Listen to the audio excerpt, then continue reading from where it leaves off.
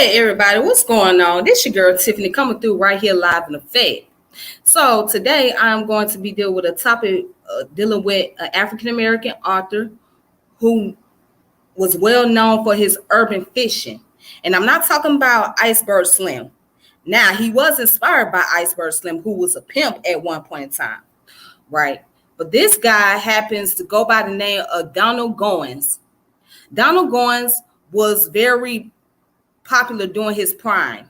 Okay, he was known for urban fishing novels that was dealing with street life, of course, gang life, prostitution, pimping, all of that, whatever you can name. That's what he was dealing with. So I'm here to present the source of information because on this day, on October the 21st of 1974, he lost his life.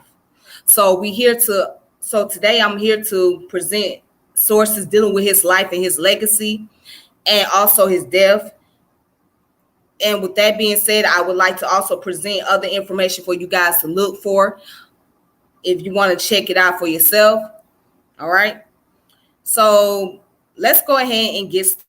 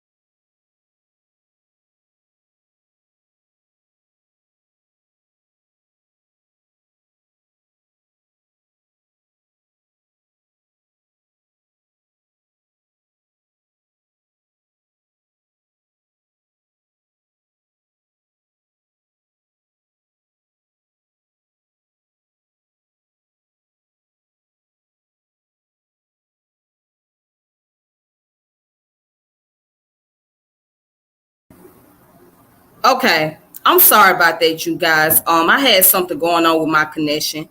So what I wanted to do was getting back to what I was saying.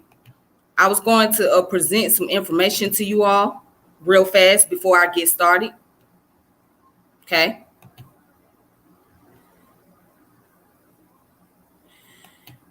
Okay. So right here, these are his book collections, as you can see. So these are the book collection of Donald Goines, right? So these are all her book collection right here. Okay. I mean his book collection, excuse me. So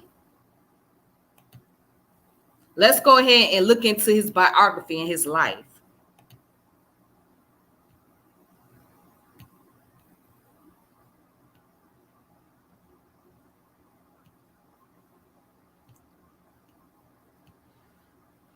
Okay.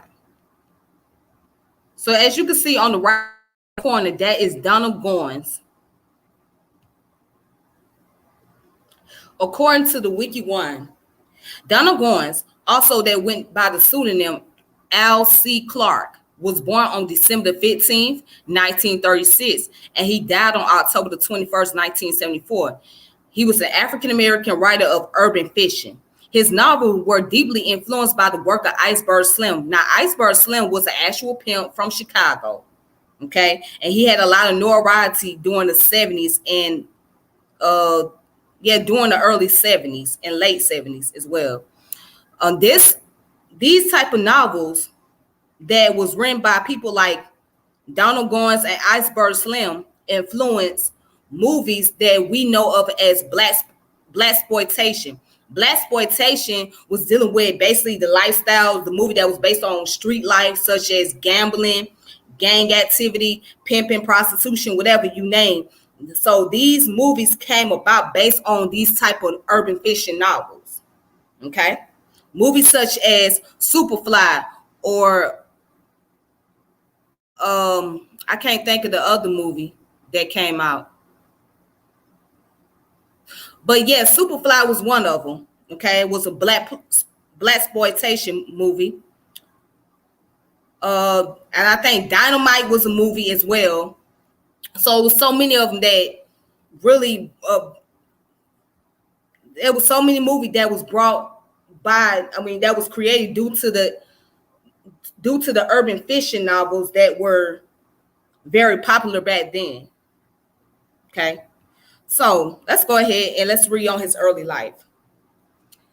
So Goines was born in Detroit, Michigan on December 15, 1936.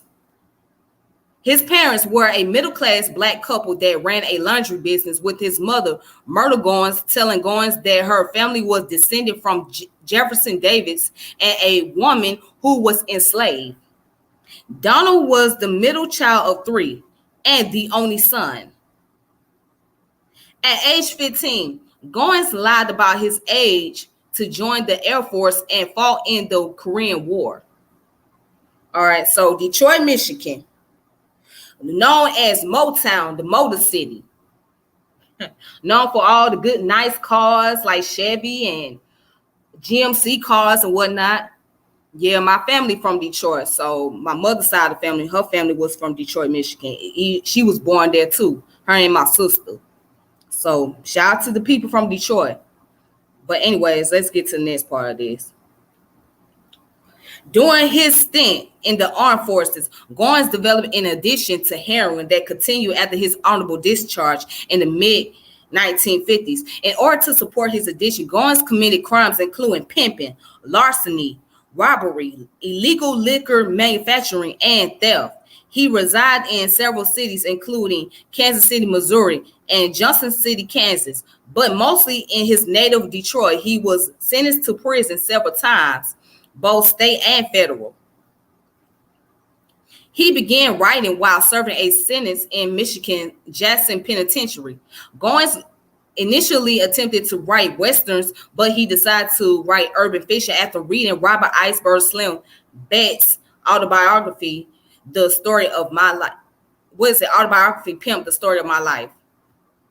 Goines continued to write novels at an accelerated pace in order to support his drug addiction, with some books taking only a month to complete. His sister, Joan Goines Coney, later said that Goines wrote at such an accelerated pace in order to avoid committing more crimes, and based many of the characters in his books on people he knew in real life. He completed 16 books.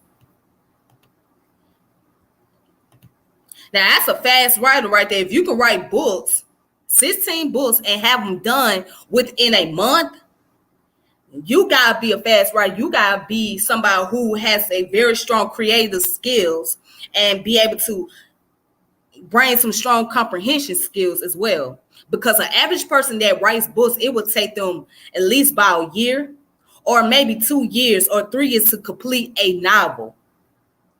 But this man, they say he wrote at an accelerated pace, meaning that he was writing so fast and he jotted down so many information and put down so many characters in the book to where the books came out within a month.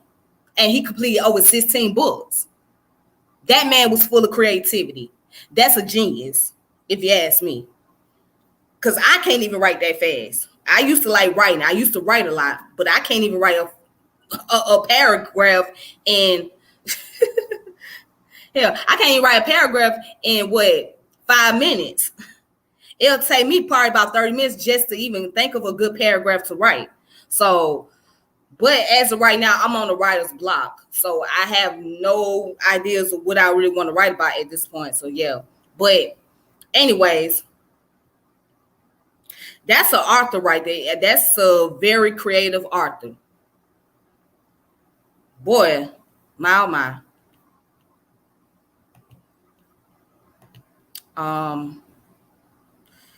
Let's go ahead and continue.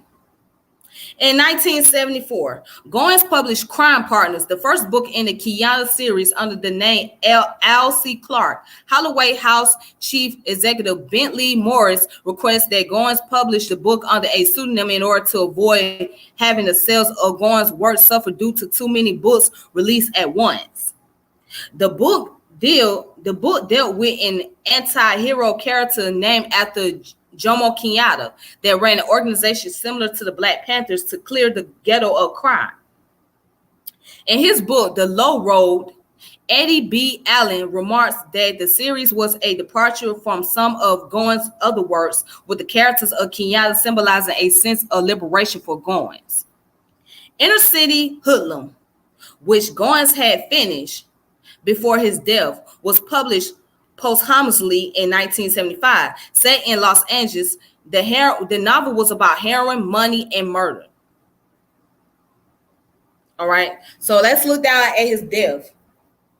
On October the 21st of 1974, Goines and his common-law wife, Shirley Saylor, was discovered dead in their Highland Park, Michigan apartment. The police had received an anonymous phone call earlier that evening and responded, discovering Goines in the living room of the apartment and Saylor's body in the kitchen. Both Goines and Saylor had sustained multiple gunshot wounds to the chest and head. The identity of two gunmen is unknown, as is the reason behind the murders. Popular theories involve Goines being murdered due to his basing several of his characters on real-life criminals, as well as the theory that Goines was killed due to his being in debt over drugs. At his funeral, a relative placed a book with Goines in his casket, but it was stolen. Now, these are the list of his novels that he wrote: the Kenyatta series, Crime Partner, Death List, Kenyatta Escape, Kenyatta Last Hit.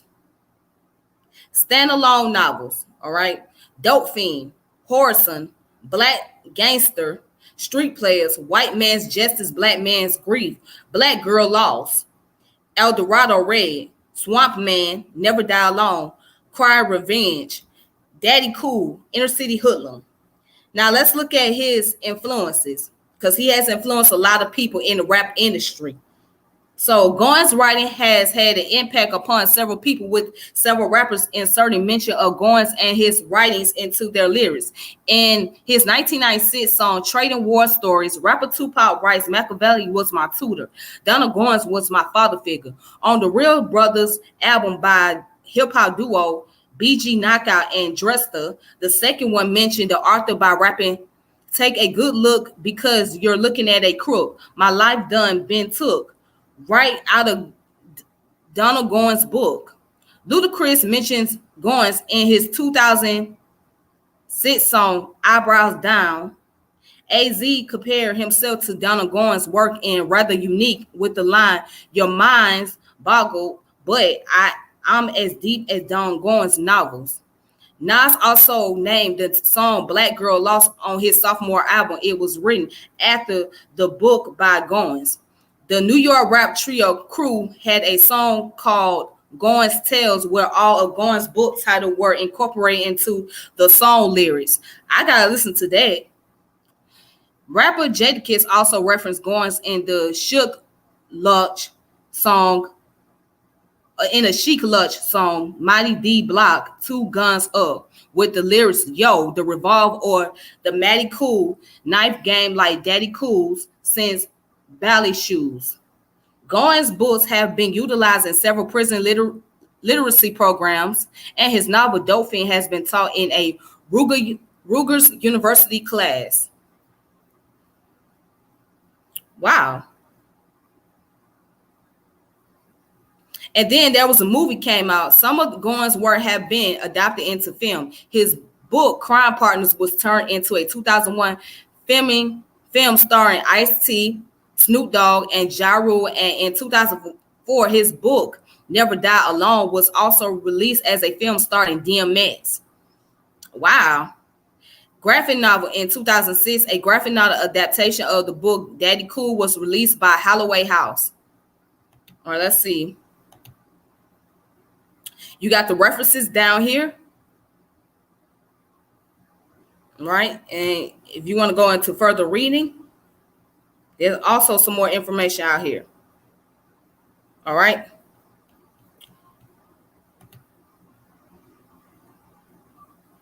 Now, I didn't write novels. I just used to write, generally write. So I didn't write novels, though. I just used to write little essays, little short stories and stuff like that. But yeah, that was so long ago, but I stopped because I just didn't have a desire and interest anymore. But I have some more sources that I would like to show you guys.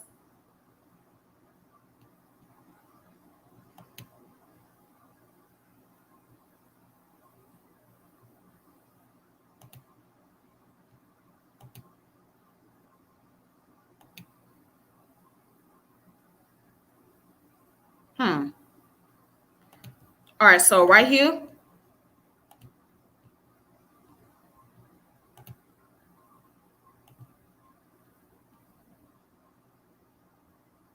From Dolphin to Kiana's last hit, the angry black crime novels of Donald Goines, Arthur Greg Good.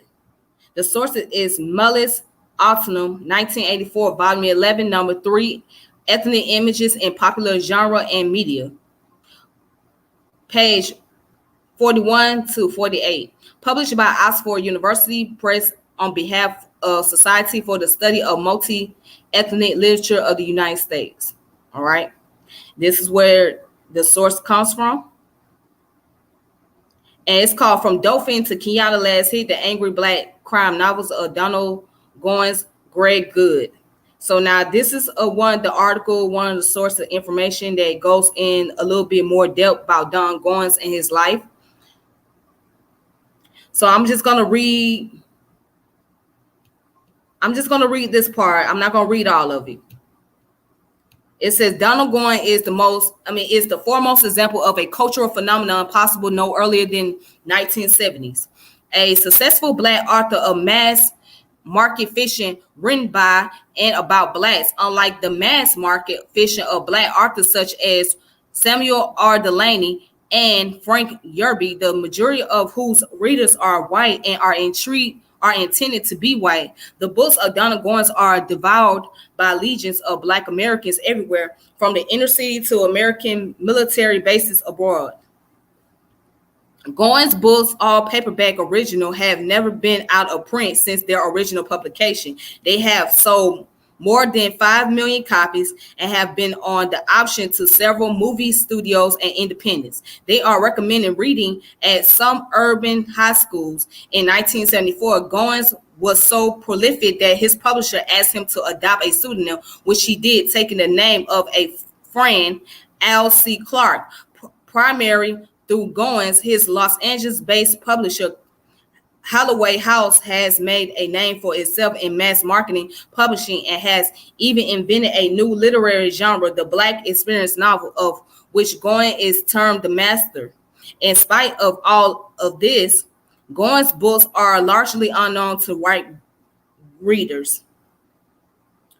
Goines' 16 books, all slice of ghetto life crimes novel with black characters, have ostentatious LaRue concrete titles such as Swamp Man, Street Players, Death List, and White Man Justice, Black Man's Grief. The characters and very often the protagonists are whores, pimps, thieves, pusher, card sharps, gangsters, bootleggers, number operators, hitmen, and dope addicts. With the exception of Swamp Man, the books are all set in the inner city ghettos of Goines' home city, Detroit, or Watts, Harlem, or the Southwest. Goines himself loved the ghetto street life and pursued most of these professions and activities at one time or another until his murder on October the 21st, 1974. And so was well qualified to write authoritative about them. In his short 37-year life, Goines was addicted to heroin off and on for over 20 years. He was arrested 15 times, jailed 7 times, spent a total of 6.5 years incarcerated, but nevertheless published 16 books in his last 5 years. Like Chester Himes, Goines wrote his first novel in jail and later wrote a prison novel. Future popular literary sociologists will find a gold mine of material in Goines. His characters exhibit patriarchal, male chauvinist value. Men are to lead, women are to follow, obey, and speak only when spoken to. The dark is the good. With a very few exceptions, the white men who appear are short, fat, ruddy-faced, middle-aged, balding, tastelessly, dressed and poorly endowed sexually. White women are prized for black conquest. Black men are tall, strong, handsome, well-dressed, even if poor, and are well-equipped sexual gladiators. Black women are beautiful, especially if dark, but are subservient to the men. Y'all gotta remember, that's how they thought back then. The 1960s provide a fertile and formative literary climate for black experience writers such as Goines, and his early books are fictionalized vest pockets versions of earlier well-known black memoirs and autobiographies, such as the autobiography of Malcolm X, Claude Brown's Man-Child in the Promised Land, Melvin Van Peebles, A Bear for the FBI, and George Jackson's Soledad brother. While in Jackson State Prison in 1965, Goines, who had a long time wanted to be a writer, tried to write westerns and, according to his friend, failed miserably. But in the same prison, again 5 years later, he was introduced to the work of the founding father of the black experience novel, Iceberg Slim, the pseudonym of Robert Beck, who had gained notoriety earlier from his memoirs and novels about pimps. Within just 4 weeks of his reading Slim books and seeing that his own sort of life experience was publishable, Goines had finished Whoresome, the story of a ghetto pimp, a tribute to Slim's book Trip Baby. Goines handed his Whoresome manuscript around to his fellow inmates for criticism. They suggested he send it off to Iceberg Slim publisher Holloway House. In 2 weeks, Goines had from the publisher and offered to publish a cry for more. 4 weeks later, he sent them Dope Fiend, the story of a black junkie. His second book. From then on, Goines was off and running, having decided to become a professional writer. All right. So this is one of the journals that goes into more detail about the life of Donald Goines and his literary works and how he has inspired so many people, especially those in the black exploitation films, as of and all the way up to now. Today, rappers are influenced by either Iceberg Slim or his writings. So, but yeah, this was written in 1984. So if you want to check it out, you can go ahead and check it out for yourself. You're more than welcome to do so.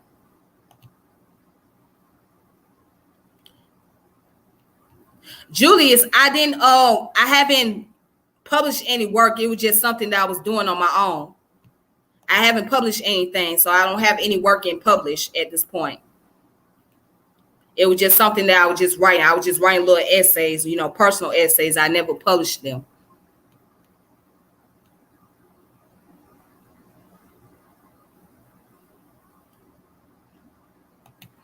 All right. So there's another book that you guys should check out. It's called Low Road, The Life and Legacy of Donald Goines. Let me post that up. All right. I hope you guys can see that. Okay. Try to zoom it in.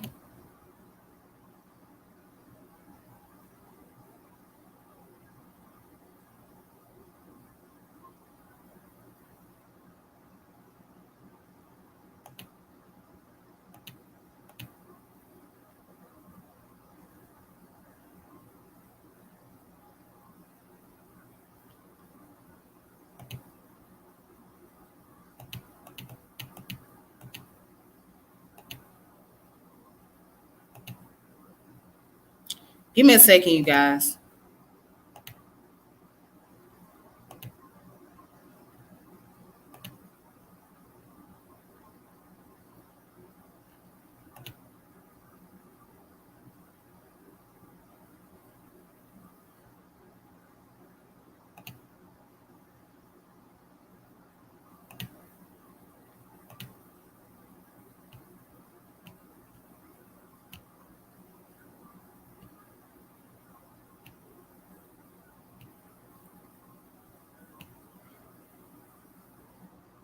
All righty. Let me kind of zoom this in just a little bit. All right, there we go. All right, so now the name of this book is called Low Road, The Life and Legacy of Donald Goines. Show you guys. Written by the author Eddie B. Allen Jr. Okay. Now let's take a look in this book. These are the table of content, and this was written in 2004.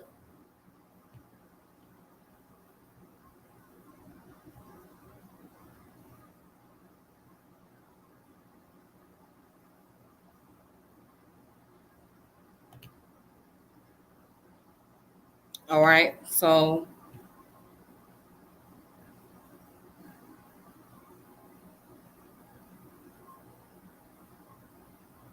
all right, so here's the prelude, death in retrospect.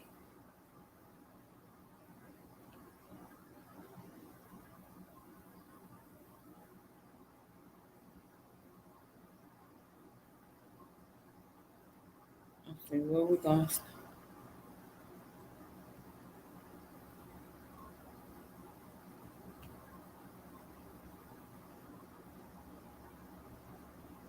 All right, so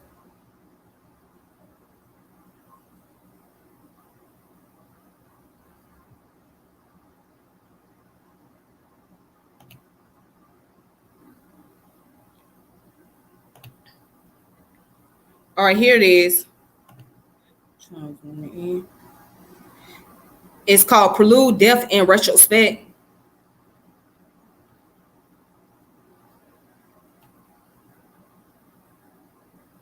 The biggest, baddest motherfucking gangster in history. That's who he wanted to be. Young men in his day dreamed of playing in the National Football League, dream of signing a contract with Motown, even dream of leading their people to freedom. He dreamed of being lawless and untouchable. Eventually, he became the godfather of display rats, bookshelves, and flashlights under children bed covers. Now Donnie lay on his back, eyes closed, in a decorated casket, paperback novels tucked beneath his arm. The cause of death was a shotgun wounded to the skull, and the autopsy report stated the back of Donnie's head had to be reshaped by morticians so his corpse looked more presentable. It had been a very long 37 years. Now he would rest. Sobs and organ music created eerie sounds around him. Several women buried their heads in the chest and shoulders of their husbands as they fell into the church, down the aisles, and to the place where his body rested. Donnie had touched some of them more deeply than their men previously knew. But absent from, excuse me, but absent from services was Mary, the only woman who ever caused him to show himself emotionally vulnerable. A young prostitute, she became pregnant and pleaded with Donnie to let her give birth to the child, which she was confident belonged to him. Infatuated by the sentimentalism, he forced her to have an abortion. He believed in putting his bitches to work, and there was no such thing as maternity leave on Woodward Avenue. She never survived the procedure, never even left the clinic. Two lives were canceled instead of one. Donald agonized over his guilt he hurt inside. It was not long, though, before he was back on the streets with a vengeance. He went underground where grief and sensitivity were weakness and ruthless was tantamount to survival. Raising hell became an art form when anyone crossed him. It was the only way to show non-believers who the fuck they were dealing with. It was the streets, ironically, that helped stage Donnie's brief but memorable literary career. It was the streets, ironically, that gave him the only legitimacy he ever enjoyed during his adult life. In the end, however, as his mother, sisters, and sanctuary filled with others, friends, relatives, and admirers of his writing gathered in the East Side building to say goodbye, it was painfully obvious that the setting in his arena of experience had changed. His corpse had been moved from a crime scene to a county medical examiner's office. From the church, it would be taken for burial at a sprawling cemetery in Warren, Michigan, with no headstone to identify it. Even his place in the earth would become in obscurity. Weeds and untended growth would reach up to smother the tiny concrete grave marker, just as demon-like distraction, temptation, and vices reach up from hellish place to smother his brilliance and potential. So you know what? His story of his life was pretty tragic. And as you could tell, this man never really had a good life.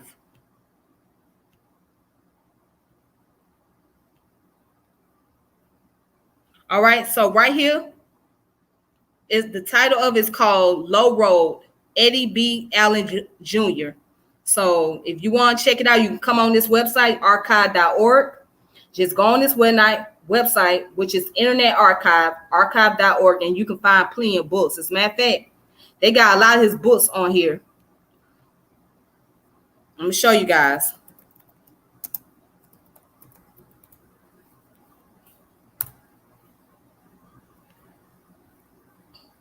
All right, so they got his book, Daddy Cool, Cry Revenge, Never Die Alone, Inner City Hoodlum, Kenyatta's Escape, Black Girl Lost, Death List, Whoresome, Swamin, Crime Partners, El Dorado Red, Black Gangsters,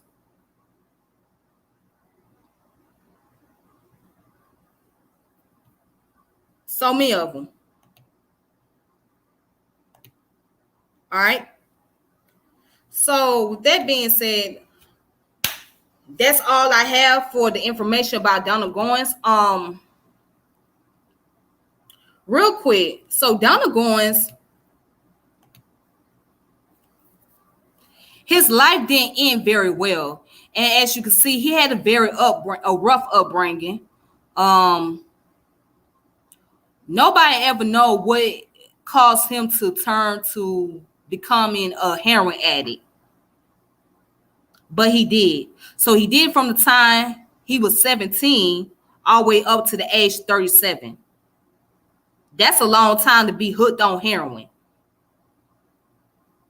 So nobody knows exactly what he was going through personally. So nobody knows if there was some form of abuse in the household, if his father was abusive, if his mother was abandoning him, whatever the case may be. But he experienced a lot of pain and suffering, and he challenged all his anger and his pain, his life, into writing books. Maybe it was the streets that caused him to turn to drugs. Because yeah, he was out there being a criminal, such as being a hustler, robber, and prostituting women or whatnot. But at the same time, he was dealing with depression, and he never knew how to cope with his depression, but go to heroin. And heroin was a powerful drug back then, and it still is a powerful drug now. But it was the most popular drugs that a lot of people did before crack cocaine hit the community. So he was writing these books just so he can support his drug habits. So it sounded like to me he was suicidal. He wanted to die. He wanted to go. He didn't want to be here. But he was suicidal through his drug addiction and never got help for it. But you will find that many of them, whether they be authors, whether they be actors, actresses, a lot of them were hooked on drugs. So that should tell you something. In those days, heroin was a powerful drug to do. Cocaine was a powerful drug. As I was reading all this, I just was like, damn. Although I didn't read a whole lot of it, but it was just enough for me to say, wow, this was an adventure. One of the saddest stories I ever had to read, I've ever looked at. And surprised that many people don't talk much about him as much as they do about Iceberg Slim. But if it wasn't for these guys, there wouldn't be no urban fiction novels out today. We talking about people like Quan, people like Zane, Sister Soldier,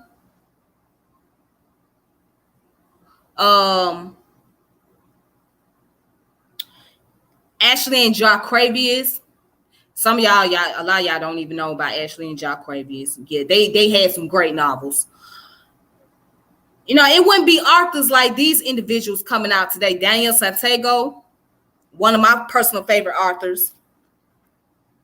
If it wasn't for Donald Goines and Iceberg Slim, urban fiction novel would be non-existent. They were one of the first to do it. They were one of the first to even write novels based on ghetto life, street life.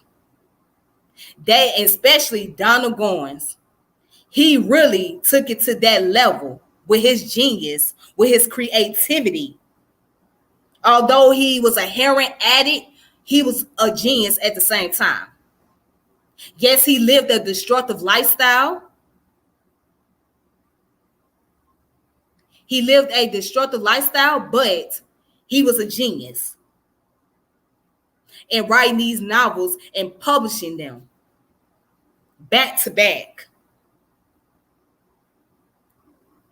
He just hasn't received a lot of credit for it. Now, the question that I may ask is, who's over his estate? Or who owning the publishing rights? Is anyone in his family owning the publishing rights? Because what it sounds like to me, this man died poor. He was broke. That's what it sounds like. When he got killed, he was broke.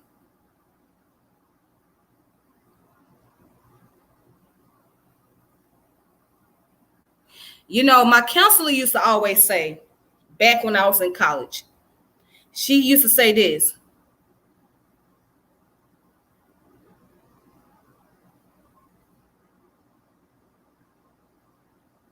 you never know what your neighbor's going through. And that's a fact. You never know what people are going through or what people have to deal with. And looking at the 60s and 70s was some very, very rough years for Black folks. Very rough years, to where they had to build militant groups. They had to become vigilant. Think like on revolutionary level, be more political. It was very tough. They had to toughen up and be more aggressive during that time. COINTELPRO, the FBI, J. Edgar Hoover. It was a very rough time period in the 60s and the 70s. Was very rough on a lot of Black folks. One of the most roughest years. And I'm fortunate that my parents had survived during those years, especially my mother. Although she has made her transition in 2017 to be with the ancestors, but she survived it because Detroit was a rough time.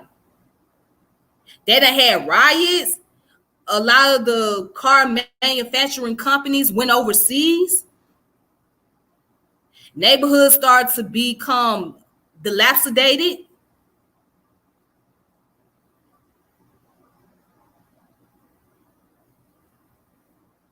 So it was rough. During the late 1967, they had a Detroit riot where it was a racial dispute that was going on that turned into it went from a racial dispute to where there was an uproar in the city that took place for several days. For several days, where businesses was being burnt down and whatnot.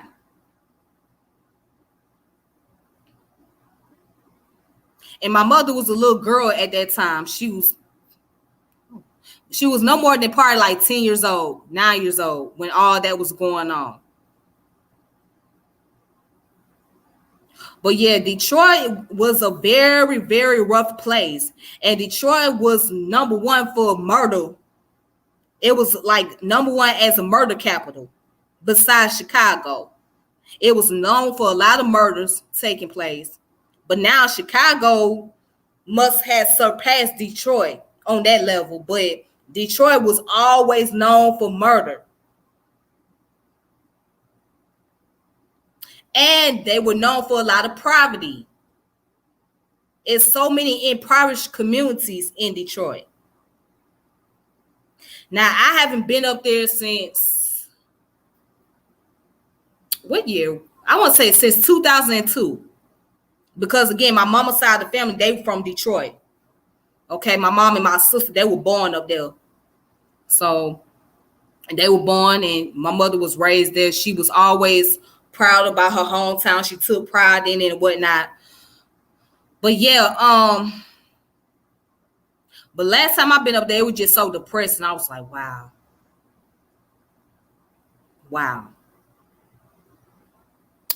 Yeah, it was very depressing the last time I went up there.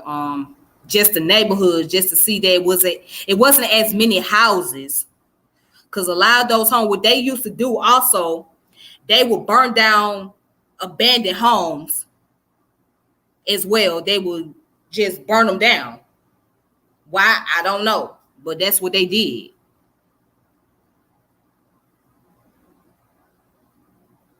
But yeah. Yeah, it was pretty rough. But now they having an opioid crisis going on in Dearborn, Michigan, which is, I think it's like a suburb outside Detroit. Yeah, I think it's a suburb outside Detroit, but they having opioid issues out there. Yeah, so opioid is very it's at an all-time high up there in the city. Yeah, it's a serious drug crisis going on, and that's within the Islamic community because there's a lot of Muslims in Detroit as well. It's a lot of Muslims over there, so they have a large Islamic community up there. Due to a lot of Arabs, people from Pakistan, uh, from other places in the Middle East, they have a community in Michigan, and as well, they have a large community in Cleveland as well. So, um, yeah, like on the west side, Cleveland is, I think, is it the west side or the east side of Cleveland? I don't know. It's one of them part of Cleveland where there is a lot of Islamic community where there's a lot of Arabs over in the area. So they have a large community up there. They have a very large community. So, but yeah. So shout out to the folks out there in Detroit, Michigan. If you're from Detroit, shout out to y'all.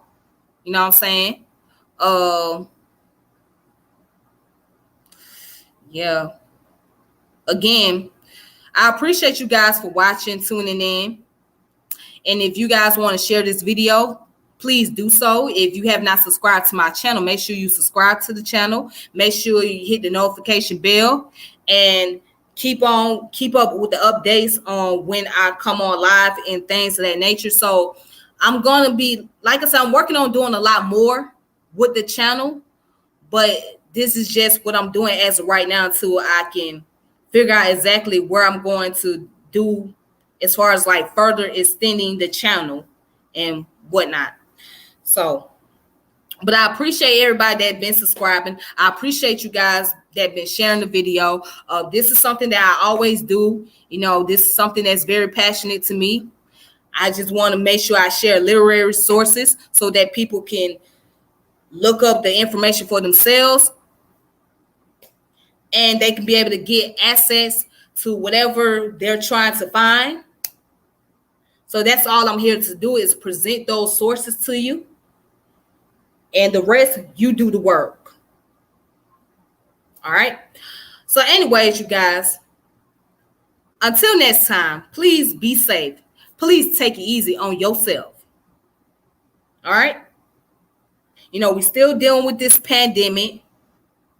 So it's pretty rough out here. So you got to be safe. You got to play it safe and please be smart about this. All right. Until next time, I will talk to you all later. I will reconnect with you guys. May peace and power elevation be to you all. Thank you for watching and thank you for supporting the channel and thank you for subscribing. All right. All right, then. Take it easy.